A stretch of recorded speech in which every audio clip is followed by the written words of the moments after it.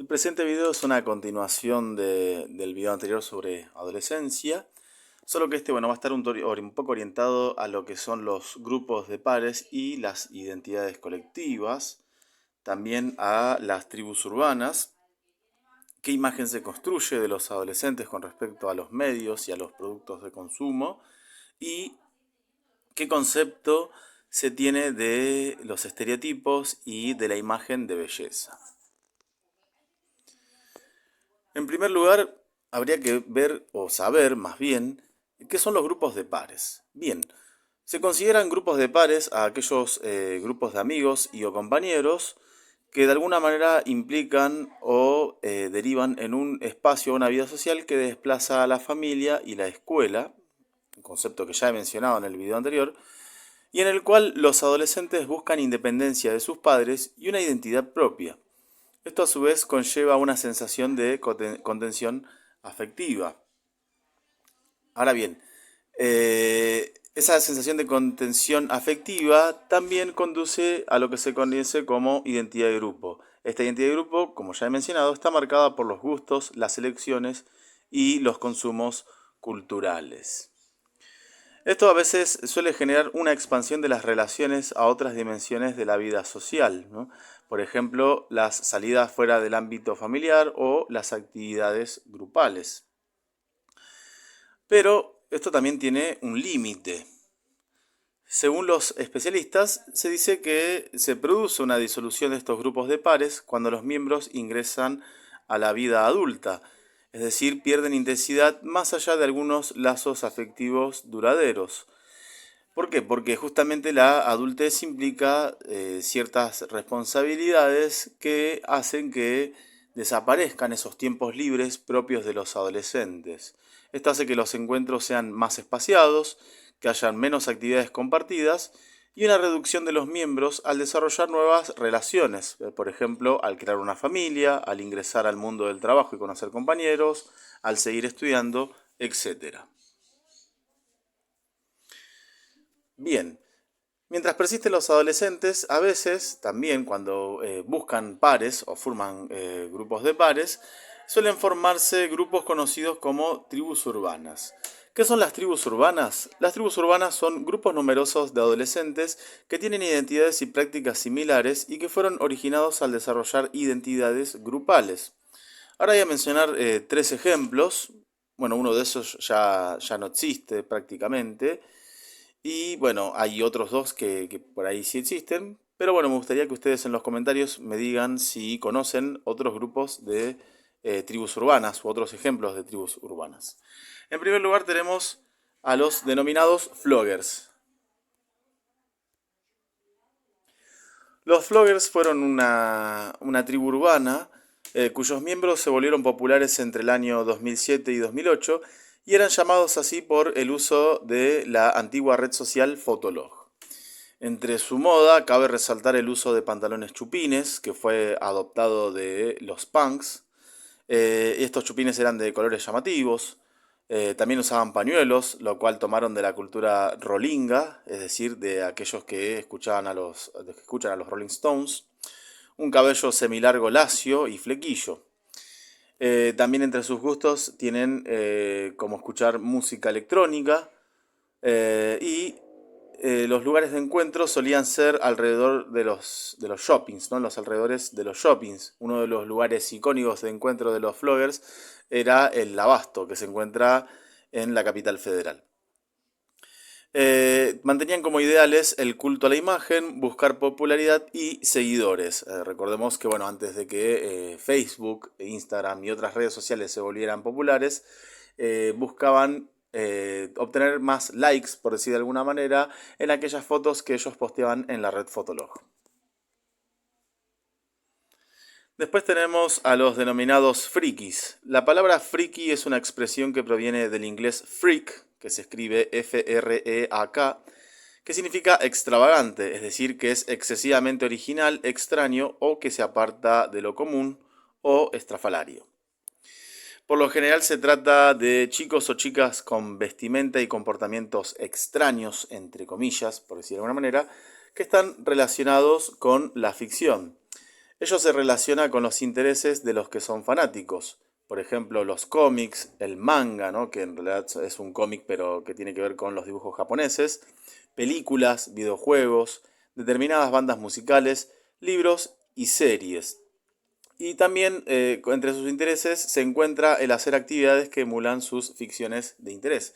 Acá en la imagen, por ejemplo, tenemos una escena, ¿no? De una serie que finalizó en 2019 llamada La teoría del Big Bang o The Big Bang Theory, donde sus protagonistas eran genios y eran fanáticos justamente de los cómics, y en uno de sus episodios se habían disfrazado de los personajes de DC, ¿no? De la Liga de la Justicia.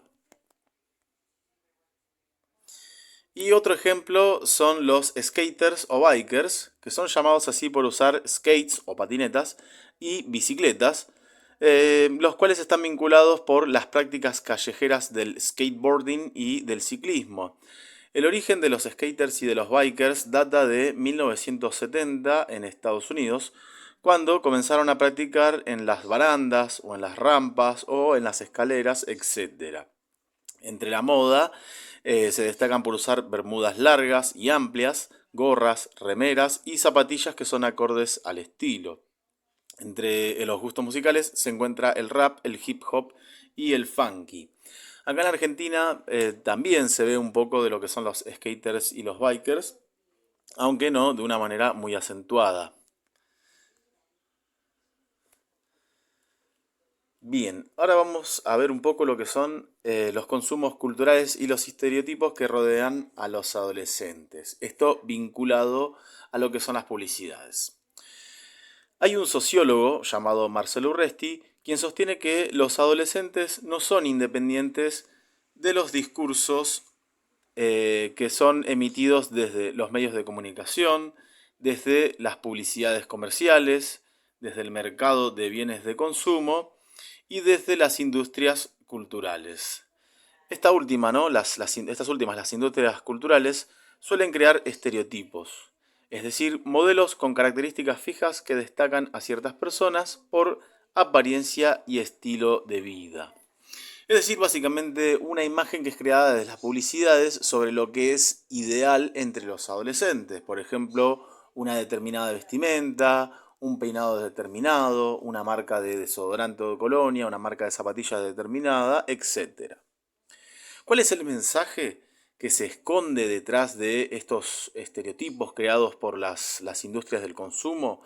Se dice que su mensaje es el de un mundo feliz, un mundo ideal y un mundo exitoso en el cual no hay lugar para los problemas, ¿no? Un mote que trata de inculcarse entre los adolescentes. Cabe preguntarse por qué los adolescentes, ¿no? O sea, por qué justamente las compañías que realizan publicidades para productos de consumo masivo apuntan hacia a los adolescentes. Bueno, se puede decir que además de ser un público objetivo, los adolescentes son más permeables, es decir, absorben de manera mucho más fácil lo que es la publicidad y las estrategias de venta al volverse un modelo a imitar. Por otro lado, también hay que resaltar el impulso a consumir, ¿no? Porque, por ejemplo, en las publicidades que están dirigidas a los adolescentes, suelen verse imágenes de adolescentes con vitalidad y con frescura, es decir, como con muchas ganas de vivir y como que la frescura se refiere a aquello de que está todo bien, de que hay energías, de que todo es posible, etc. También los adolescentes son los más consumidores, o sea, los más demandantes y son los que más compran adentro de la familia, mucho más que los niños a temprana edad. Y también a esto se suma la preocupación de los adolescentes por la imagen propia. Los adolescentes, suele decirse, son sensibles a la mirada de los otros, es decir, son susceptibles a las modas del momento. Entonces, de esta manera, apuntan a lo que es un símbolo de lo que quieren ser. Esto, a su vez, se relaciona con la fuerza de los símbolos. ¿Mm? La fuerza de los símbolos podría englobarse dentro de lo que se conoce como la dimensión material y simbólica. ¿Qué quiere decir esto? Es una dimensión que es referente a la ropa y a los bienes culturales como la música. Estos valores buscan satisfacer las necesidades de la fantasía, ¿no? De la fantasía propia de los adolescentes.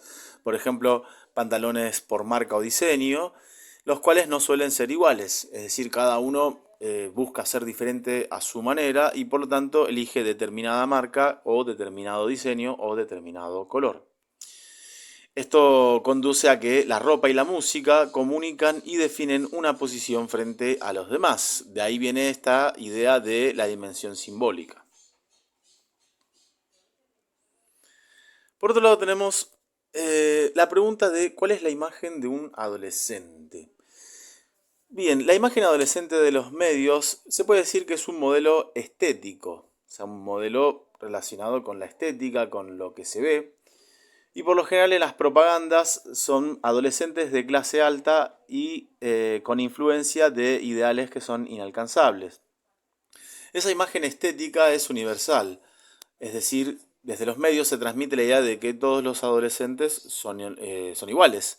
Esto lleva a los adolescentes a parecerse a la imagen y a parecerse en la forma de vestirse, en los gustos, etc.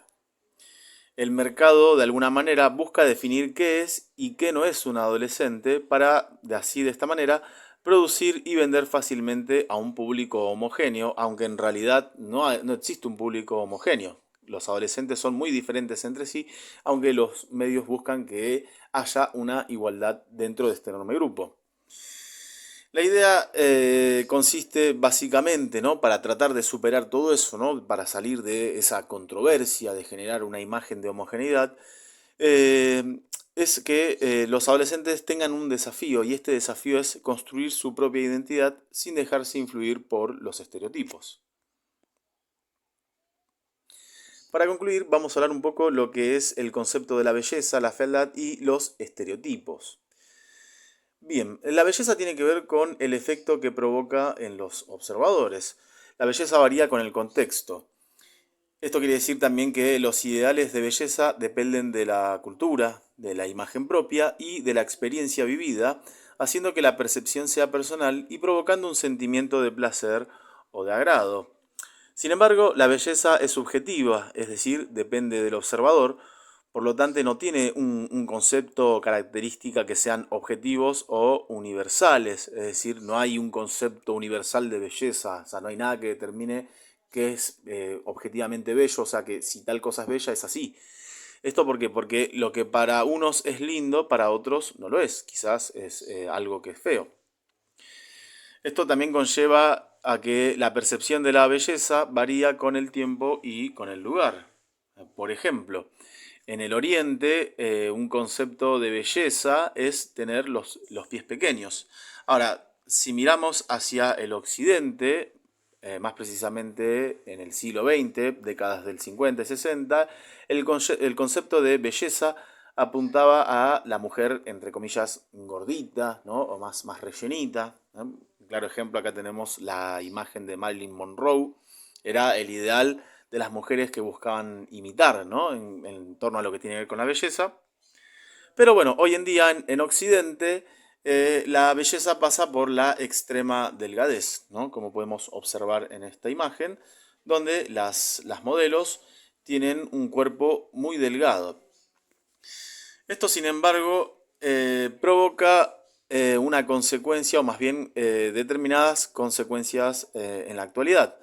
Un ejemplo son las conductas perjudiciales, ¿no? Sobre todo entre las mujeres adolescentes, como la bulimia, que es un trastorno de la alimentación de origen neurótico, o sea, producido desde la psiquis, que se caracteriza por periodos en que se come compulsivamente, que a su vez están seguidos de otros de culpabilidad y de malestar, con una provocación intencional del vómito.